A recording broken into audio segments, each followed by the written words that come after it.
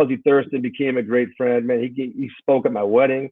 Not that he was invited to. He just went up there after a few vodka tonics. Man, he went up on, took over on stage. Shut up and sit down. What kind of game did Hornung and those guys have back then when they would come over on Sunday night? Were they still Super Bowl form? Oh, absolutely. I mean, they were only in their 50s, you know? So, I mean, shoot, they were younger than I was right now. They'd come over to the house. And let me tell you, when they did come over to the house, Hornung and Fuzzy Thurston and Max McGee, when they came to my house and we were sitting around the bar with the current guys, with the current girlfriends or wives, those old guys, the old timers, man, the legends, they held court. And everybody just was in awe listening to their stories. Their stories were nonstop. They just one after another. And Hornung, oh my gosh, he just great stories, man. Just unbelievable. I wish we had time to talk about a few, but there's just too many to talk about. But Hornung and those guys were great. Fuzzy Thurston became a great friend, man. He spoke at my wedding.